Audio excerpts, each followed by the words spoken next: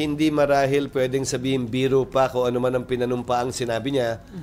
I think he is proud of the things he did and said. Nakita niyo naman siguro din kahapon yun.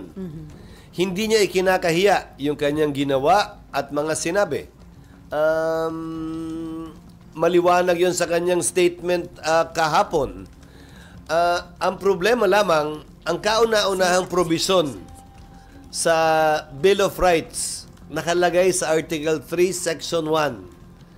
No person shall be deprived of life, liberty, or property without due process of law.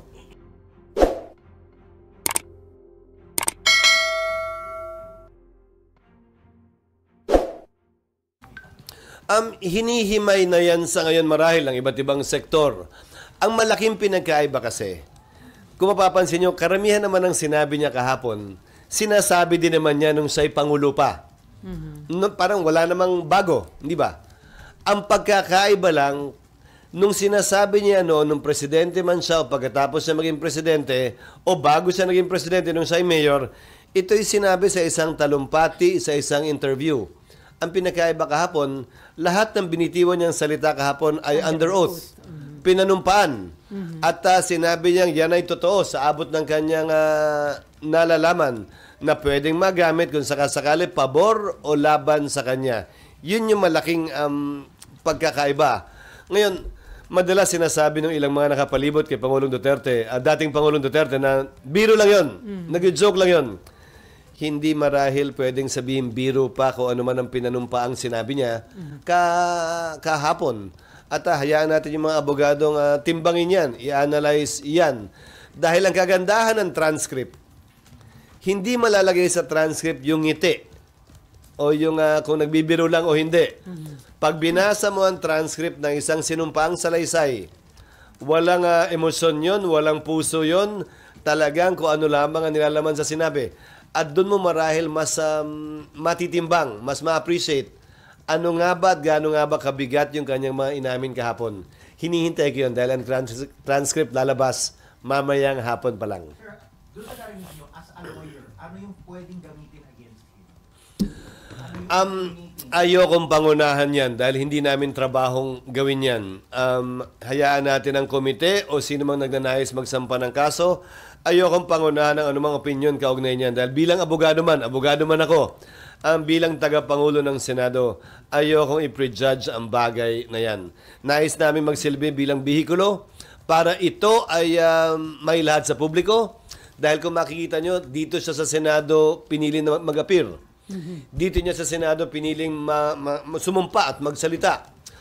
Gusto kong panatiling bukasyon sa kanya o kanino man at ayokong maghusga laban o pabor man sa kanya o sino man na nagnanais magsalita sa Senado. Kaya kung mamarapati nyo, hindi ko sasagutin na papasukan muna yan. Bagaman ako isang abogado. Sir, yung why do you think he made those admissions under oath, knowing that he is also a lawyer and he could get into trouble? We think differently.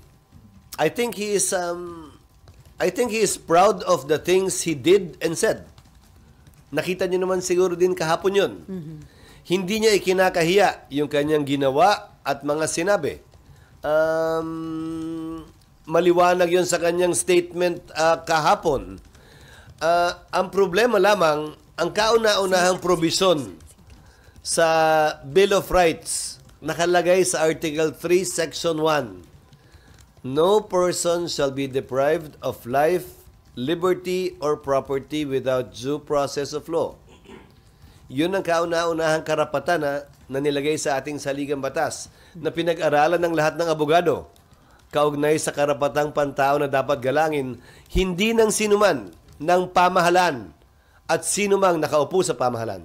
Sir, yung admission ni dating presidente na meron siyang death squad composed of gangster na pumapatay daw talaga ng mga criminals. Hindi masyadong napasukan yung kahapon. Sabi niya kasi sa hiwalay na pagdinig daw tungkol lang sa kanya mismo, hindi ba? Pero narinig ko rin yun at dapat siguro sa susunod na pagdinig kung kailan man yun sa pareho o hiwalay ay matalakay pa yun. Dahil ulitin ko, tila hindi naman siya nagtatago at natatakot kaugnay sa pag-amin sa mga bagay na yan. Pero nasa kamay na ng mga otoridad kung sapat na ba yung pag-aming yun para sampahan siya ng kaso. Sir, sa tingin niyo po ba makukulong na siya or maa-ICC na siya or dun sa mga sinabi niya kahapon or dun sa to follow up dun sa point ni Celia, no? Para bang nilaglag niya yung mga PNP chief niya dun sa mga sinabi niya kahapon? Isang tabi ko muna yung questions. ICC. Wala ako nalalaman kaugnay sa ICC at hindi ko alam kung anong talagang estado niyan. So hindi ko kayang komentaryohan. Kaugnay ng paglalaglag, ang narinig ko kahapong sinabi niya ay ito, I am willing to take full responsibility. Me. Just me. Ang problema ko doon sa pahayag na yon ay ito. Siya yung walang kaso eh. Lahat ng mga PNP chief na nandun dati at chief of police ng Davao ay walang mga kaso kaugnay sa pagpatay. Ang may mga kaso, yung mga pulis na tila nakapikit at nakapiring yung mga mata o nakatakip yung mga tengang sumunod at ginawa yung akalain nilang dapat gawin. Sila ang may kaso. Sila ang na-dismiss sa serbisyo. Sila yung nakakulong ngayon. So, ang tanong ko, paano mo i-operationalize yun na ako lang? So, siguro paraan ito ni Pangulong Duterte para i-operationalize yun. Kaya siguro matapang niyang hinaharap, sinasagot at inaamin ng mga bagay na yan. Dahil sa tinagal-tagal ng panahon, 6 na taon ang kanyang termino, dalawat kalahating taon na ang lumilipas, sila sa taas ang walang kaso. Ba't nga ba? Lahat ng nasa baba ang may kaso. Sir, bakit nga ba ganun?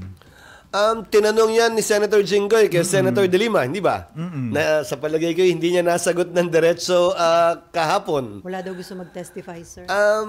Oo, pero tandaan mo, lumabas na si Matobato at si Las Cañas more than 3-4 years ago. Yes. Wala pa rin nagsampa ng kaso. Kaya nga. So, bakit nga ba? Time kasi ni Duterte pa yun, sir. Dalawat kalahating taon na lumilipas, natapos na yung time niya eh. Hindi para sa akin na sagutin yon o maghaka-haka dahil hindi naman bahagi ng trabaho ko yun. Pero ang sinasabi ko, siguro, kaya malakas sa loob niya kahapon, ay dahil nga gusto niyang akuin na yung responsibilidad dahil sa hinabahaman ng panahon, ang nagbabayad, ang nakakulong, ang tinanggal sa serbisyo, ay yung mabababang pulis at hindi yung mga nasa taas, nag-utos man o hindi. Pero sir, it wouldn't change the fact na nakakulong na nga yung mga police and yet itong higher ups of the president are free, di ba? Kaya nga ang tanong ko, paano niya i-operationalize yung sinabi niya na ako na lang, I take full responsibility. Ano ang proseso nun at paano yan mararamdaman ng mga tinanggal at nakakulong ng mga pulis ngayon? Na ayon sa kanila, ginagawa naman nila yung kanilang tungkulin. Hindi ba? So sir, with all the admission of the former president, dapat bang kumilos ang Department of Justice? Kasi sabi nga ni Presidente, former President Duterte, he's wondering bakit hanggang ngayon hindi siya kinakasuhan, matagal na daw ho siyang pumapatay. Again, nais kong basahin ang transcript mamayang hapon at kayo din. Magandang mabasa yung transcript. Nang walang emosyon, walang damdamin, wala kang mukhang nakikita, binabasa mo lang. Magandang makita yung mga pag-amin na ginawa niya doon upang matimbang ng buo at kompleto. Malamang, gagawin namin public itong transcript na ito. Pagbibigay alam namin sa media, sa inyo, o sino mang ahensya ng gobyerno magnanais kumuha nitong sinumpaang salaysay hindi lamang niya, pero nung iba ding mga testigo na nagsalita kahapon. Sir, before Marlon, ano masasabi mo the way na hinandle yung investigation considering na umuulan na pagmumura po yung nangyari sa investigation? Well, magandang pinoint out ni Senator Risa na OA yung pagmumura at walang lugar yan dito sa Senado. Sang-ayon ako doon. Ang sagot ng dating Pangulo ay nagkukwento lamang siya at ang kinukwento niya ay nagmumura sa noon. Hindi yata totoo yon sa lahat ng mga pagmumurang ginawa niya. At magandang na-point out yon ni Senator Risa dahil ayaw kong mamanhid ang Senado o ang lipunan o tayong lahat. Naisipin nating okay lang yon. Hindi okay yon, ha? At tama nga, gaya na nasabi ko, na pinoint out yon ni Senator Risa kahapon. Nasobrahan ba yung due courtesy na in-advise nyo na ibigay sa dating Pangulo? Hindi naman. Nilagay din siya sa lugar niya, kaugnay sa kung kailan siya pwedeng magsalita at hindi pwedeng magsalita. Pangalawa, gusto nga niya hanggang porkit siya'y ganun.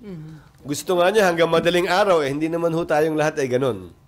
At sa kawawa din naman yung staff na nando naghahanda bago pa man sila dumating, ilang oras bago pa man sila dumating sa hearing kahapon. Marlon. Sir, kasi lalo kami yung Kawawa din kayo pag mag... dito ng mga hearings. Sir, yun na maraming mga rules na na-violate si President, yung former President kahapon.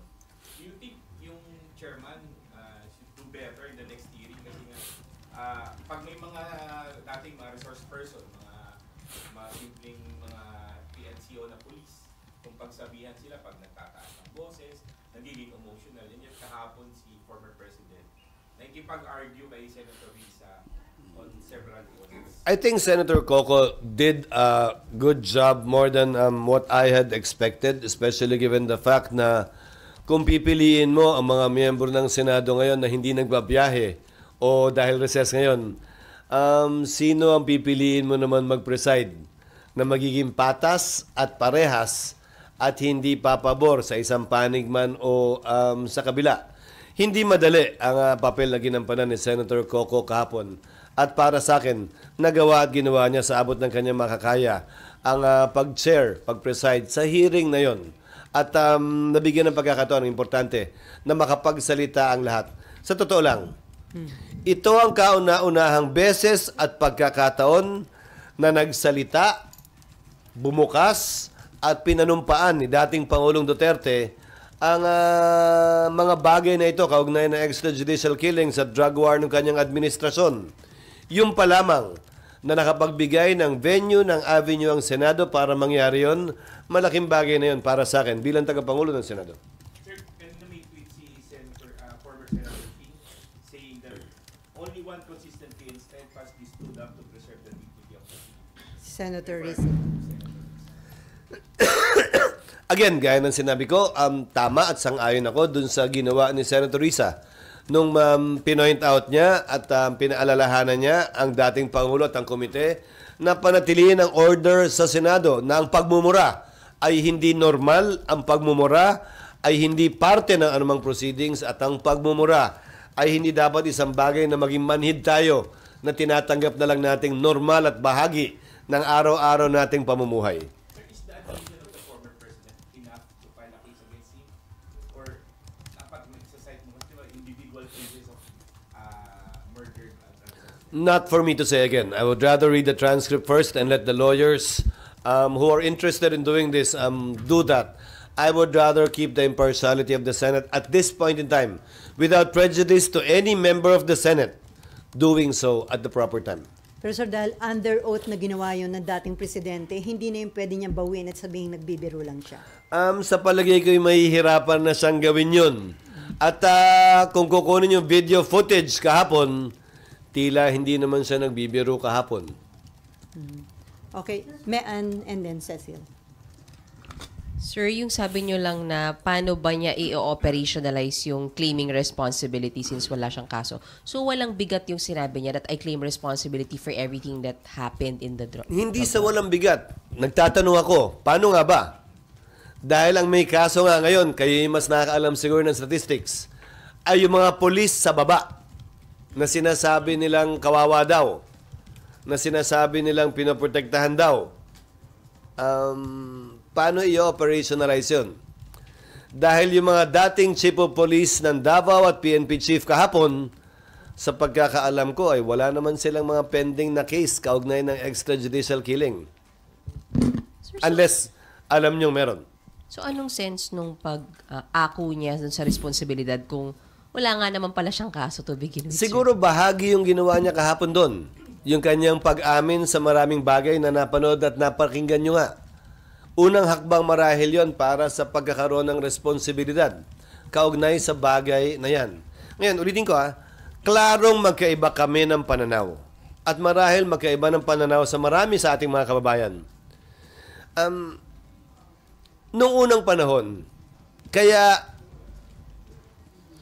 sumikat, ika nga, o lumakas, sabihin mo na, ang mga rebelding grupo sa ating bansa.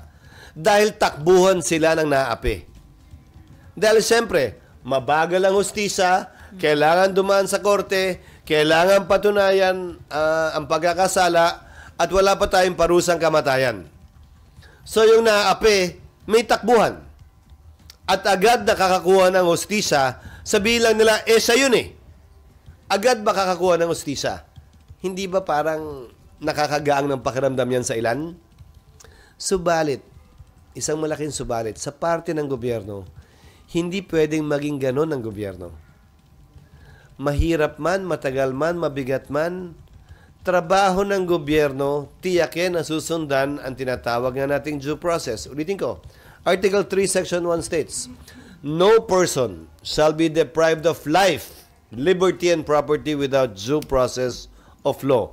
Hindi porkit nakita ko talaga, napanood ko, sayon, kailangan pa rin pagdaanan ang tinatawag nating due process. I think I've told this to some of you, but I don't know if you've heard this from me before. Alam niyo kung saan nagsimula, sinasabi ng isang may akdaang due process? Nagsimula yan sa Biblia eh. Sa kwento ni Cain at ni Abel. Sa kwento ni Cain at ni Abel, di ba, sinong pumatay kanino? Si Cain ang pinatay ni Cain si Abel, di ba? Kung maalala niyo Biblia, magkapatid. Hindi daw nila na-cover, sir. Tumatakbo. Tumatakbo. Alam ng Diyos ang nangyayari sa buong mundo. Ang tao sa buong mundo noon, 4 pa lang. Eva, Adan, Cain at Abel. Hindi ba? Pagkatapos patayin ni Cain si Abel, tumatakbo si Cain. Anong sinabi ng Diyos na nalalaman dapat lahat? At Diyos yan, ha? Bakit ka tumatakbo, Cain? Anong ginawa mo? At nasaan ang kapatid mo? Doon niya sinabi yung popular at kinokot palagi na, am I my brother's keeper? Nasagot. Responsibilidad ko ba ang kapatid ko? Ayon sa isang may akda, yan ang basihan ng due process. Alam mo man yung ginawa, kailangan mo pa rin bigyan ng pagkakataong mapakinggan, kailangan mo pa rin bigyan ng pagkakataong sumagot. Lalo pa kung hindi mo alam at kidwento lang sa'yo. The process may be long. The process may be difficult. Some of you may not appreciate it and may think na pag ako may kamag-anak na inapi, gusto ko may matatakbuhan ako na agad ako mabibigyan ng hustisya. Bakit hindi? Baka naman ganun tayong lahat eh. Pero, mararamdaman mo lang yung halaga ng due process kapag ikaw na mismo yung inakusahan. Ikaw na mismo yung may asawa, anak o kapatid na pinatay o kinulong na lang basta-basta nang hindi man lamang tinatanong o natatanong o nabibigyan ng pagkakataong sumagot. Yun ang punto de vista ng gobyerno at doon ang gagaling ang gobyerno. Rason kung bakit napakahalaga ng due process of law na tinatawag bago ang isang taong inaakusahan ay maparusahan anumang uri ng parusa yon. So sir, mabigat na violation ng due process yung sinabi ni dating Pangulong Duterte na ini-encourage niya yung mga pulis na yung mga criminals manlaban na lang daw para may dahilan para patayin, and at the same time ba't pa daw niya bubuhayin at gagastusan sa kulungan yung mga criminals, pamigay na lang daw niya yun sa mahihirap. A civilized society does not operate that way. And I believe that we are a civilized society. Ay, sir. Okay, may Sir, isa na lang sa akin. Sir, yung inaako niya yung responsibilidad sa lahat daw ng successes Nandun ka pa. and shortcomings Nandun ka pa nga. drug war. Sir? Nandun ka nandun pa. pa ako, sir. Sir, yung parang inconsistent lang, sir, yung nung pinapaako sa kanya ni Senator, tinatanong ni Senator Risa, are you claiming responsibility for the death of Kian de los Santos and others who died in EJK? Ayaw na niyang i-claim yun, sir. Sabi niya, I will not claim anything from specific cases. Again, katanungan ko rin yun. Paano mo i-operationalize yung pag-ako niya ng responsibilidad na makailang ulit niyang sinabi kahapon? Dadamayan ba? Sasamahan? Aakuin ba? Command responsibility ba? Hindi ko alam.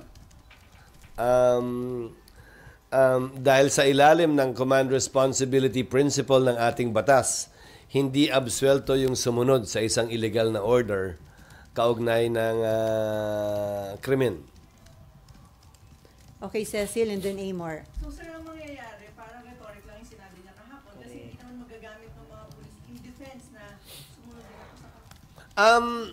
Again, nais kong basahin at tingnan, pero curious din ako, paano nga ba ma-operationalize yun? Hindi para sa akin na sagutin yun. Marahil, sabi ko nga, unang hakbang ito sa pag-operationalize niya nun. Pero hindi ako pwede magsalita para sa kanya. So, sir, another point. Yung sa house, iba yung focus nila. Tapos parang dito, naging avenue ng isang police na sinabi, he was forced to say something against. Paano yun? Parang pinagbabangga. Actually, naguluhan ako doon. Saan ba galing yun? Sige, Hindi, saan ba galing yun? Ba't biglang... Si, witness nila invited. sa ba to? Dala nila ba to? So, how do we, ano yun, wait? Taga rin yata. Kaugnay ng EJK. So, Hindi, sir. Pinupuwersa daw siya. At saka abante. May pagkakadali niimbita rin naman siya sa Quadcom. May pagkakataon siyang ulitin yung kanyang pinanumpaan na salaysay dito, doon sa Quadcom, at harapin mismo yung mga inaakusahan niya na di umano namilit sa kanya na mag-execute na affidavit. Pero, hindi ko na subaybayan yan. Pinirmahan ba niya yung affidavit? Hindi po, hindi na daw pinakita sa kanya. So, kinukwento lang niya na nagtangka. Pinressure. Hindi, nagtangka. Hindi nagtagumpay. Kumbaga, attempted. Pero so hindi yung pwedeng maging dahilan para magkaroon ng rift between Senate and House dahil may inaakusahan yung resource person dito na ilang Hindi congressmen. naman dapat. Dahil, ulitin ko interchamber courtesy dictates na hindi namin, kung sakasakali, puwersa ng sino mang mambabatas na inakusahan dito na mag-appear, mag-attend, tulad lamang naman ang ginagawa ng Kamara kay Senator Go at Senator Bato. Hindi rin sila pwedeng puwersahin mag-attend. Pero pwede naming imbitahin yung nag-aakusa. Inimbita nga namin si Garma, inimbita nga namin si Kerwin Espinosa. Hindi nga lang nakadalo sa pagdinig na ito. Pero walang pumipigil sa Kamara, imbitahan itong pulis na ito para komprontahin siya dun sa akusasyon niya laban sa 2 o 3 mambabatas. Senator Bato is pushing for Senate protection para Colonel Grijaldo. Paano yung mangyayari sir kung nandito siya sa Ikokonsulta ko yan sa mga miyembro ng Senado kabilang na kay Senator Bato dahil wala namang witness protection program ang Senado.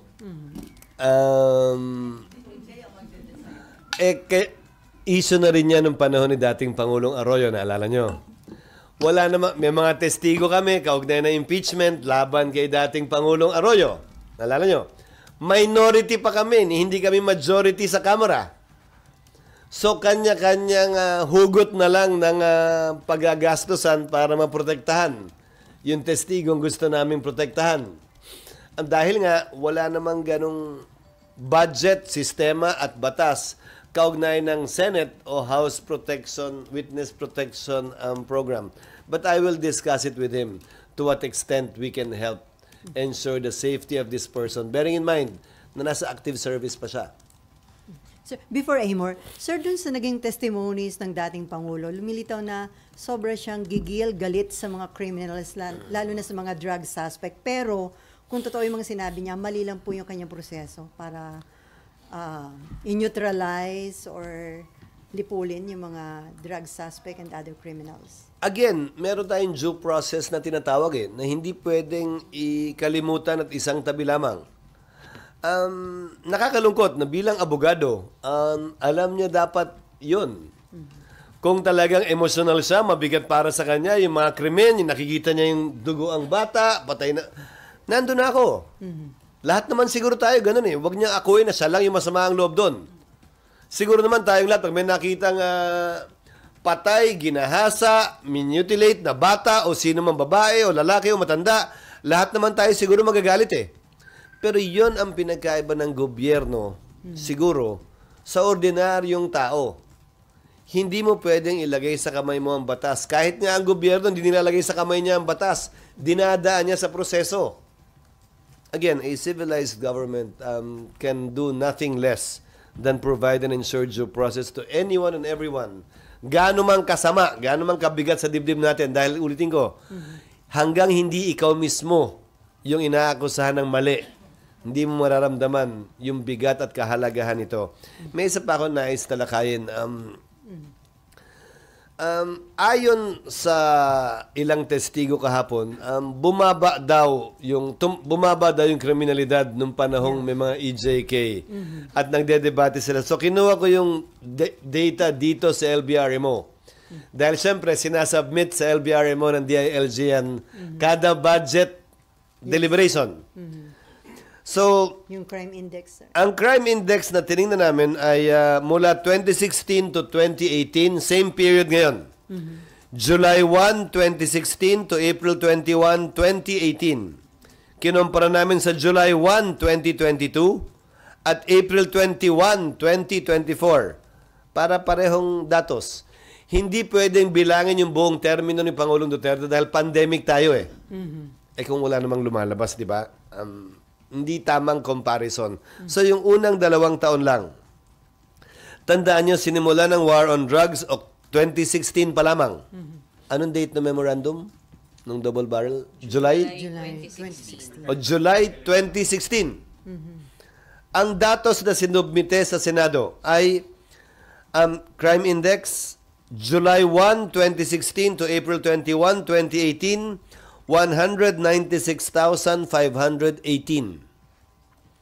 July 1, 2022 to April 21, 2024, 71,544.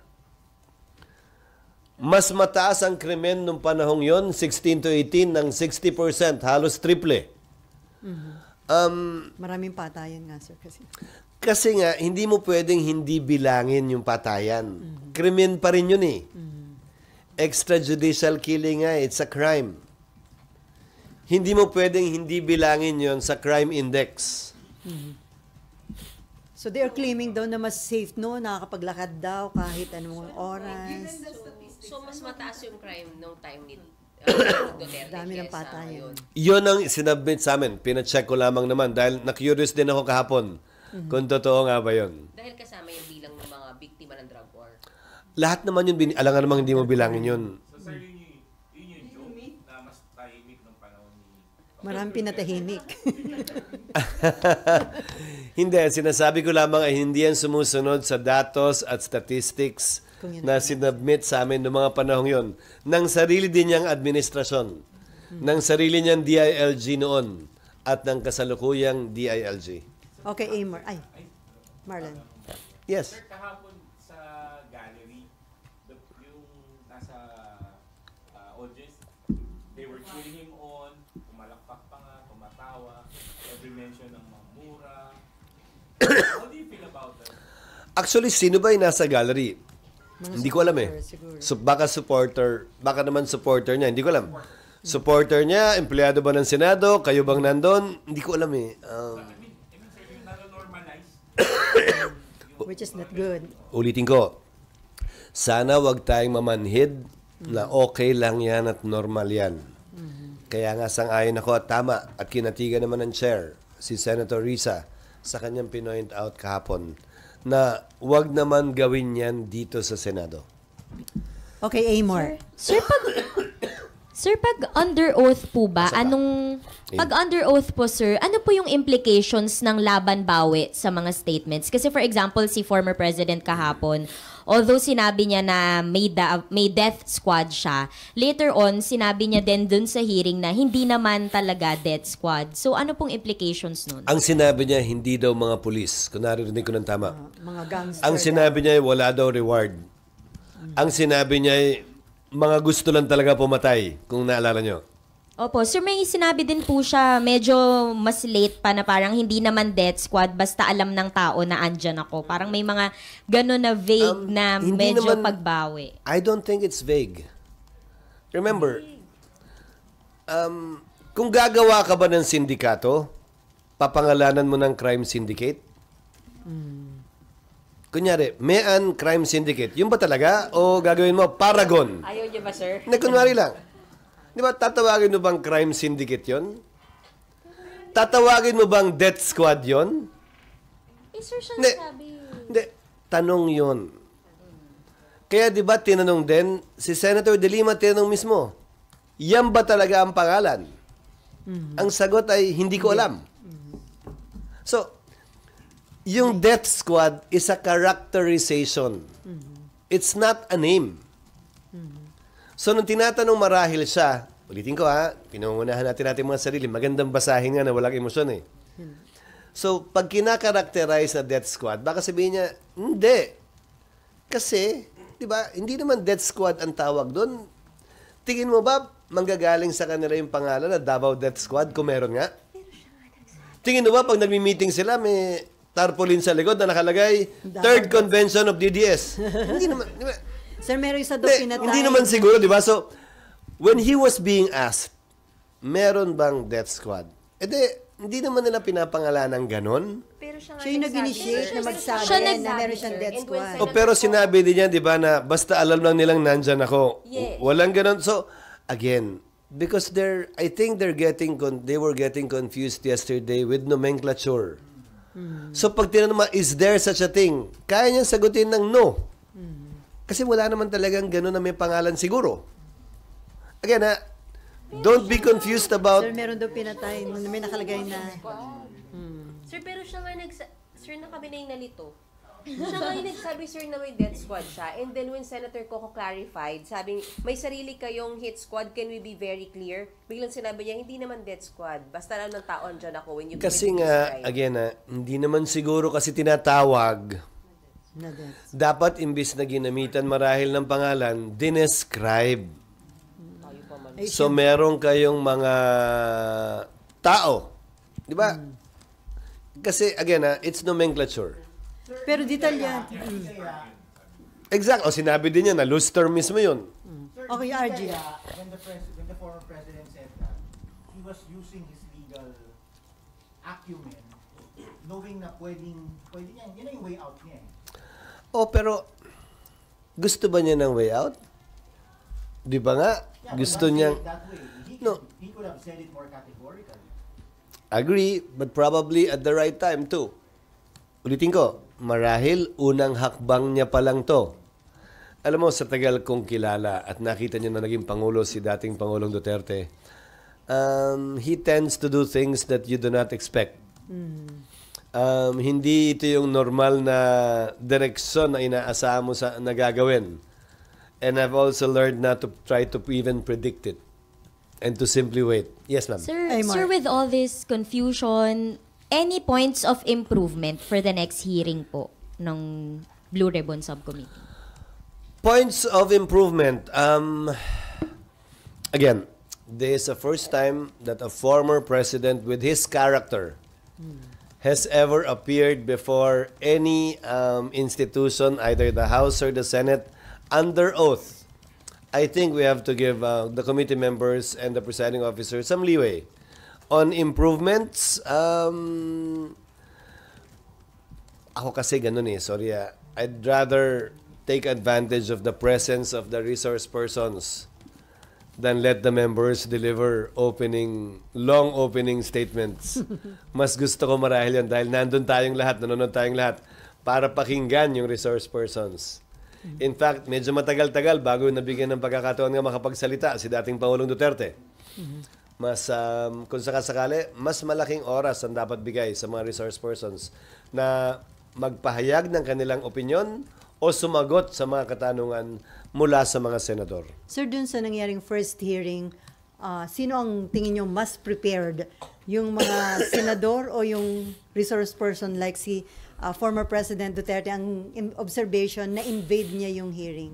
Lahat naman naghanda. I think the former president had a prepared statement, but as usual, he did not read it. Kung mapapansin mo, meron siyang papel, pero Meron, parang hindi nagbasa naman siya niya binasa masyado. He simply quoted from it from time to time. Lahat naghanda sa pagdinig na yon, at para sa akin, ulitin ko hindi para sa akin o sa atin na husgahan yon, dahil alalahanin natin na nakapagbigay ang Senado ng oportunidad, venue at pagkakataon na magsalita ang dating Pangulo under oath patungkol sa EJK at patungkol sa kanyang drug war nung siya'y presidente. Malaking bagay na yun, malaking step forward na yun towards transparency and finding out yung punot dulo nitong EJK at war on drugs na to. Sandra. Sir, follow-up ko lang yung sinabi mo kanina na parang Nandito ka baka pala. nga, Nandito ka Ay, pala. sir, baka nga, sabi mo, baka first step na ito. So, do you believe na baka sincere siya na gusto niya mag-take responsibility? Posible. Or umak- Malay mo, hindi natin inaasahan, malay mo, biglang mag-attend siya sa Quadcom at doon naman yung part 2. Hindi natin alam eh. Again, ang kaibahan, ulitin ko nag-press con siya, hindi ba, pagkatapos ng hearing.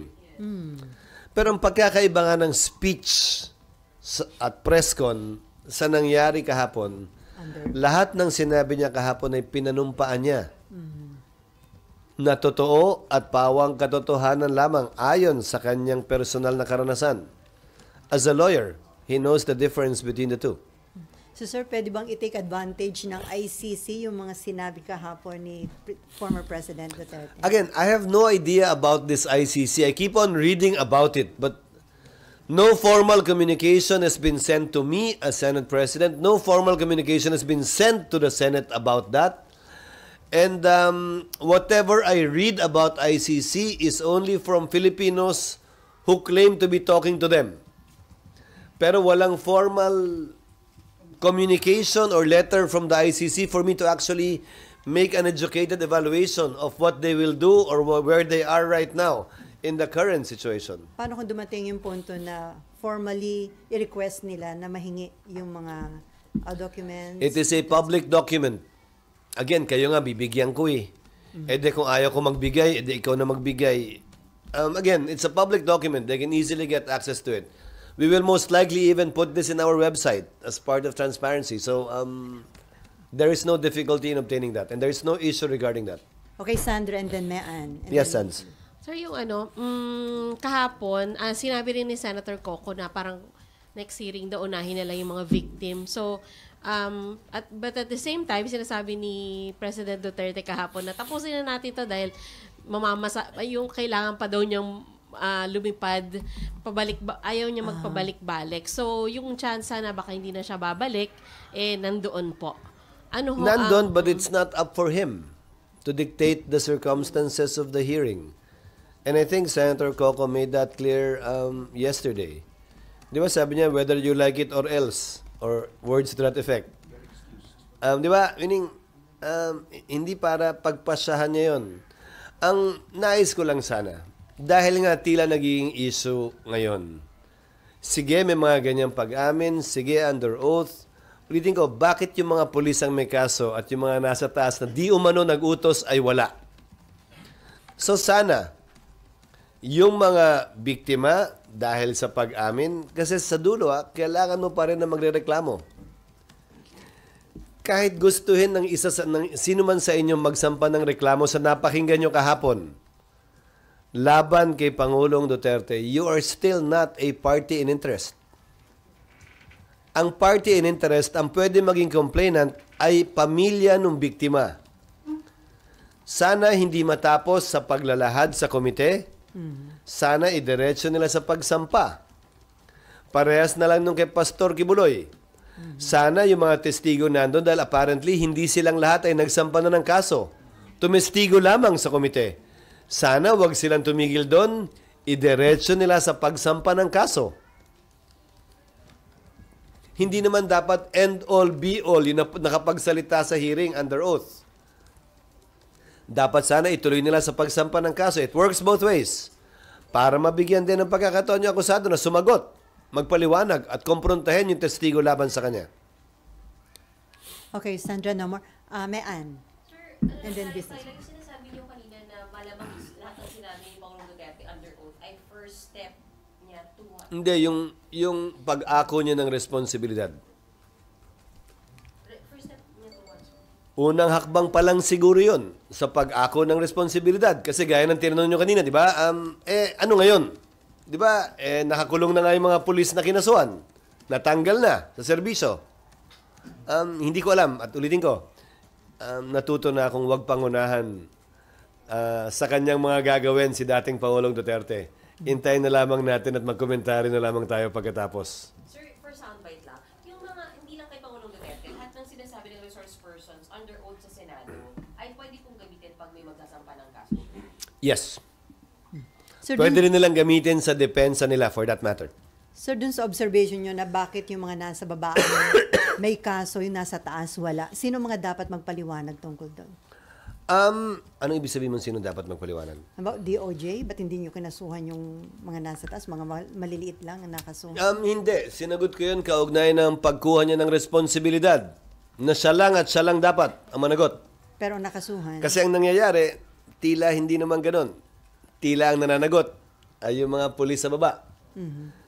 Di ba may nabanggit? Puro mga PMA yan. Magagaling yan, madadali yan. Hindi naman lahat ng kapulisan natin ay graduate ng PMA. At hindi naman lahat ng kapulisan natin ay pareho yung pagkakaintindi. Kaugnay nung neutralize. Kasi sa totoo lang, ang tatapang gamitin yung salitang neutralize, ipapaliwanag, ilang taon ang nakalipas na, to be exact, 5 years after, doon palang ide-define sa manual. So, pag Kung ang intention naman talaga ay, hindi, ang ibig sabihin namin dyan, hulihin, pag nanlaban, you have to defend yourself. Then why can't they put that? Why did they not put that? Tama yung punto ni Attorney Chel Jokno kahapon. De yun sana ang nilagay. na term. Kasi tuloy, ang interpretasyon, sige, yung mga dating PNP chief nagsabi, hindi yan ang ibig sabihin namin. Ang daling sabihin ngayon eh. Sinabi ba nila noon? Yan din ba yung pag-unawa ng mga polis noon? Magandang matanong, yung mga polis na nakakulong ngayon at kinasuhan, na-dismiss, yan din ba yung pag-unawa nila ron? So baka iba interpretation, patayin. Di ba nga, hindi mo naman gagamitin nga dapat yung mga ganong salita because may duda eh. At the very least, kung hindi man yun ang ibig sabihin nun, may duda. Gusto mo bang may duda o wala? Tapos yung mga salitang binibitiwan pa noong mga panahong yon na hindi under oath ay patayin, barlen, shoot them. Paano mo i-interpreta yun? Okay, related muna. Business matter na yan. So anyway, the point I'm driving at is this. Kaugnay ng katanungan mo kanina, Sally, ayaw kong pangunahan kung anong gagawin na sunod ni Pangulong Duterte. Sapat na siguro na kahapon, inako niya yung responsibilidad at proud siya doon. At hindi niya kinakahiya yung bagay na yun at lahat ng ginawa niya. So dahil inako niya yung responsibility, sabi niya, I take full legal and moral responsibility. So, pwede nang masabi na may pag-asa na yung mga pamilya ng mga biktima na matatamunan nila ang hustisya. Bahagi, oo, siguro. Nasa sa pamilya ng biktima yun kung sa pakiramdam nila yung makakamit na nila hustisya. Dahil yung mga aktual na pumatay, kung kilala man, ay nakakulong nga at nakapiit na. At nagtatrial sa ngayon. Okay, Yes. Ay, sorry. Marlo. Plano niyo bang mag-attend na sa next hearing tapos magtanungin direct na kayo? Actually, depende. Hindi ko alam. Meron pa Depende daw. sa chairman. You will allow it, sir, kahit budgetary leaves na. Ang tanong kung saan kukuha ng oras eh. Kasi for 2 weeks, morning and afternoon kami. 2 weeks lang naman yan. So after, Tapos undas pa itong mga darating na araw. So depende sa chairman. Hindi ko pa siya nakakusap actually. Sir, kailan yung 2 weeks yung pagpasok, sir? Bilang Pagpasok. Ang schedule na ipopropose namin, although pag-uusapan pa lang sa caucus, so it's subject to change. November 5, ang sponsorship at simula ang deliberations on November 6. Pag-resume. Pag-resume. 6. And then from November 6, 2 weeks na morning, afternoon, sir. Yes. okay, from Sir, this is just... Thursday lang. okay, Sa ngayon, business- Thursday lang. Bakit gusto niyo magpunta rito ng Friday? Hindi sir, hanggang Thursday lang. O, tamo kayo na I-clarify namin, hindi kami ano yan? Ganun din? Ikaw nagdidikta na? Ganun? Business world. Sir, this is still concerning the ICC. Yes. Can Congress invite these ICC representatives to future hearings, and do you expect the Blue Ribbon Committee to do so, sir? I don't know. It depends on the chairman. However, I just like to share the current status. We withdrew from the ICC. We are currently not part of the ICC. So magandang malaman anong status nung pag-imbita. As what? As what and what for? I would be interested to hear the answer to those questions. But I guess I leave it up to the chairman first of the committee. I leave it up to the House as well. Pero magandang masagot nila yung tanong. As what nila iniimbitahin ang ICC? So going back dun sa caucus, sa resumption, ang focus nun kung papaano Yung schedule lang. schedule lang. Schedule lang. Pag-aagrihan yung schedule. Kasi siyempre, alam naman nila roughly this time of the year ay budget. Actually, yung schedule na ipopropose ni Senator Grace, nakita ko kahapon, ay halos pareho lang ng mga schedule sa nagdaang taon. Halos walang pinagbago. Even the agencies, with very minor differences dahil sa availability ng secretary. Dahil yung iba may mga biyahe. Ilang araw yung inallocate for the BICAM, sir? 1 week? 1 week. And then sabi niyo nga, i-open for media. Hayaan natin si Senator Grace ang sumagot niyan. Mas gusto ko siya sumagot bilang chairman. Pero doon sa initial... Kasi nung nag-finance committee chairman ako, binuksan ko yan eh. Naalala nyo, binigay ko sa inyo lahat. Proposal ng Senate, proposal ng House, BICAM results. We opened it all up. Kahit nung time ko, binuksan ko yun ha. Binigay ko sa inyo lahat ng pinagkasunduan.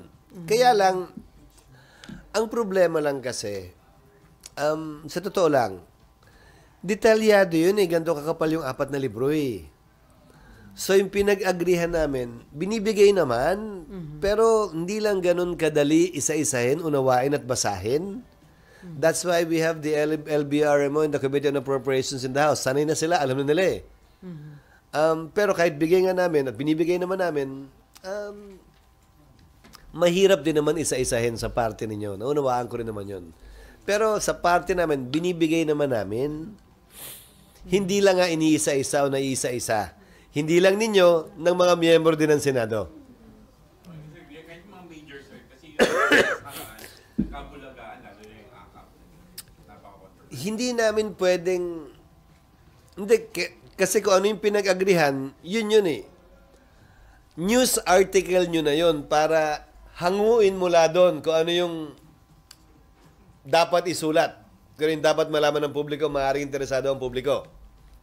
Hindi para sa amin na desisyonan yun eh. Maliban na lang kung magtatanong kayo, meron bang ganito, meron ganito, sasagutin yun. Pero yung dokumentong pinagkasunduan mismo, it's available. We will make it available. SP, yun lang po. There were several budget items that were not tackled during the plenary but were agreed upon during the small BICAM. Gano'n naman talaga. Bakit? Nakita nyo na ba yung iba't ibang bill na pinapasa namin? Hindi lang naman budget eh. Maraming pinagkakasunduan na hindi na pag-usapan sa plenaryo, hindi na pagdebatihan dito, marahil na pagdebatihan sa Kamara. At nung nag-BICAM, in-insist ng Kamara na dapat kasama yan. Anong gagawin naman namin? Hindi namin alam yun. So, hindi mapapasa yung batas unless malagay yun doon. So, posible talaga yun na merong hindi na pag-usapan dito na nalagay sa final version sa BICAM. Dahil baka na pag-usapan sa Kamara at the reverse is true.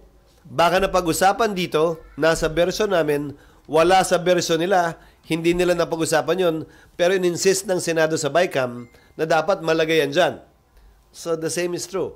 So, nakakagulatan. BICAM limited lang dun sa differences. Yes, pero the difference nga is, may nakalagay doon, walang nakalagay dito. May nakalagay dito, walang nakalagay doon. Pangalawa, when you're talking of a budget measure, it's a zero-sum game. Hindi mo pwedeng taasan yung budget eh. So kung may nilagay sila at kinuha nila doon, kailangan pag-usapan, huwag mong kunin doon, dito mo lagay, dyan mo lagay, etc. etc. So pwede talaga magsingit na kung ano-ano. Kasi nga, dapat mong, kunyari, hindi kami pumayag. Ayaw namin to, hindi pwede. Pero kung ganito, pwede. E de, hindi pinag-usapan, it's a subject of compromise. But again, all of these documents are public documents. Hindi ito sikreto hindi ito strictly confidential na dokumento ha. Kaya lang nga mahirap himayin. Kasi nga sobrang dami, sobrang detalyado. But it's there. So, It's sir, there for everyone to see actually. so sir, kaya kino-consider third Congress ang BICAM. Ganun na rin pakaka-powerful yung BICAM. May kasabihan ganon, pero lalahanin mo, limitado kapangyarihan ng BICAM. Pag walang inaprubahan ng magkabilang kamera, wala silang pag-uusapan. So, saan ka nakakita ng superpower na ganon? Na nakadepende kung gagalaw ang magkabilang kamera. Di ba, kung superpower talaga yan, parang si Superman, mulat-mula pa hanggang sa dulo, may superpower ka. Parang korte. Di ba? Ang korte, pwede sabihin, mali ka, executive, tama ka, Congress. Pero may limitasyon yung kapangyarihan ng korte. Dapat may magreklamo. At yung magreklamo, dapat may standing. Hindi pwedeng, ano kaya ito? Matanong nga ang korte. Hindi pwedeng ganun, ha? Maliban na lang kung pumasok sa declaratory relief. Okay, Cecil? So, sir, 2 weeks lang yung Senate will be devoting to the budget delivery. 3 weeks kasama yung unang linggo. So, By tradition, ganun talaga yun, ha? Hindi ko pinapaiklian, hindi ko hinahabaan, yun lang talaga yun. wala masyadong controversial budget. Kamukha dati may LCAP, may something like that. Hindi ko pa alam actually. Hindi ko alam kung ano nasa isip pa ng mga senador. Depende rin yan sa mga magiging headline ng pahayagan. Kung ano yung pag-uusapan. Okay, may PM, yung EM is 10 a.m. PM is until what time? Otosawa, sir. hanggang 10 a.m. pwedeng. Tusawa. Sir, Kayo naman, tagal nyo na rito. Sanay na kayo doon. May lugaw naman, may anli lugaw. ang nilugaw at saka kape. Coffee. Ha? Kapalit ng lugaw, palabok. Sir, balikan ko lang hearing. Hindi Ano ba yung dapat... pancit bihon? Sige, pancit bihon favorite ko. Sir, di ba dapat yung mga senador impartial? Pero anong dating kung parang naglo-lawyering yung isang senador dun sa like kay Digo? Hindi ito ang unang pagkakataon din na may sariling opinion yung senador. Kaugnay sa dinidinig. Sa budget. Di ba? Pag tinatanong yung budget, may sariling opinion siya na may ginawang mali yung ahensya. Bawal ba yun? Hindi naman. Lalo na sa kasong ito kay Senator Bato. Dahil PNP chief siya nung dati, nag-Davao Chief of Police siya, at siya yung gumawa ng double barrel memorandum. Sabi ko nga sa kanila nung pagdinig pa lang, our understanding will be this. Anything you say in the hearing with personal knowledge. Di ba kasi nagsabi siya hindi ko ginawa yan. Hindi yan ang ibig sabihin ko. We consider that you're saying these things on your oath as a senator. Kaya hindi na namin sila pinatayo kahapon nung pinanumpa yung mga testigo. Hindi na kailangan yan. At hindi magandang tingnan din. Pero sir, yung hindi pa naririnig yung testimony ng dating Pangulo, pero meron nang naglo-lawyering para sa kanya. Sa loob, sa labas ng hearing. Sa loob ng hearing, sir. We are politicians. We are judged based on what we think, what we say, and what we do, and not think, not say, not do. Lalo na sa kaso ni Senator Bato Marahil dahil re-electionista siya. He will be judged in the course of the process. And that is part of being a member of the Senate that is a political body. Hindi ito korte na dapat talaga impartial, na nakatakip yung mata, nakapiring yung mata ng mga uupo sa pagdinig. Ito'y Senado, parang kung bahagi ng Kongreso, which is a political body. May mga posisyon ang individual na mga miyembro ng Senado. And up to the public to judge them, sir. Yes. And they get to be judged every 6 years sa kaso ng senador, every 3 years sa kaso ng congressman. So, sir, in simple term, how would you describe the statement of the former president? Na-clarify ba? Lalo lang tayo na-confuse? Under oath, number 1. Number 2, I think outside of the, I won't say confusion, misunderstanding regarding nomenclature, I think he was pretty clear with what he wanted to say yesterday. Again, magugulat kayo sa sinasabi ko. Subukan yung basahin yung transcript nang wala sa isip nyo yung imahe na may nagsasalita o may mukha. Iba ang dating. Nagawa ko na yan ng abogado ko ilang ulit na. Iba ang dating. At mas ma-appreciate natin yung mga sinabi niya kung babasahin natin sa transcript. Pero sir, di ba pag nagda-judge yung isang judge ng kaso, part yung personal, physical demeanor in judging certain aspects? Oo. Pero, may malaking pero Court of record pa rin lahat ng korte. lahat ng death penalty cases, lahat ng life imprisonment cases, automatically appealed yan sa Supreme Court. Ang mababasa na lang ng mga mahistrado ng Korte Suprema, transcript At sila ultimately ang magpapasya, i-absuelto ba namin to o hindi. Ngayon, kung mahalaga talaga yun at ganun kahalaga yun, edi sana ni-require ng Korte Suprema, pakita nga akusado rin dito, gusto namin makita. Hindi Pinili ng Korte Suprema, yan ang sistema ng hudikatura sa ating bansa at sa ibang bansa. Court of record nga ang tawag It's through the transcripts. You get to read it more clearly.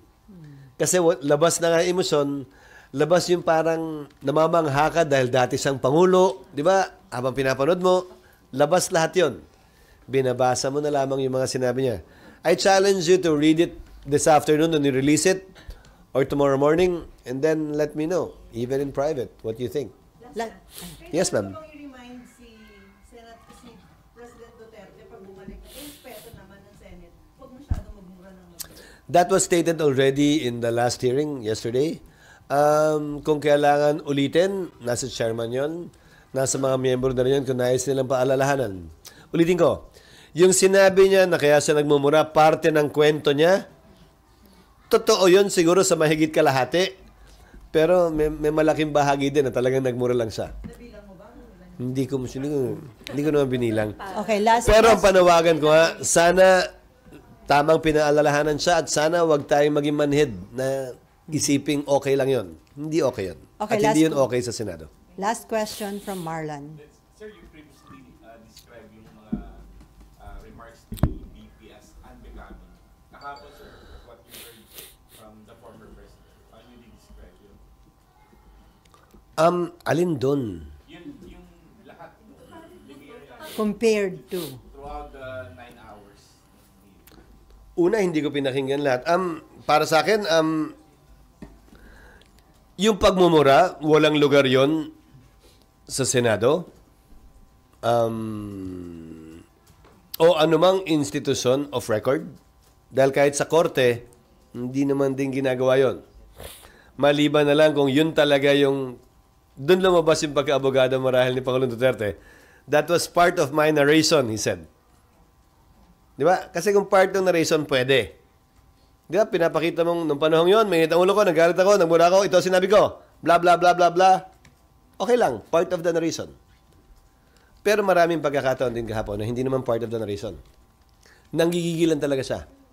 Because he felt emotional and he was convinced that what he was doing and saying was correct. Lalo na kung pinag-uusapan ay di umano mga kriminal na dapat ay walang lugar sa mundo. So, sa tanong mo, hindi ko pwedeng sabing unbecoming dahil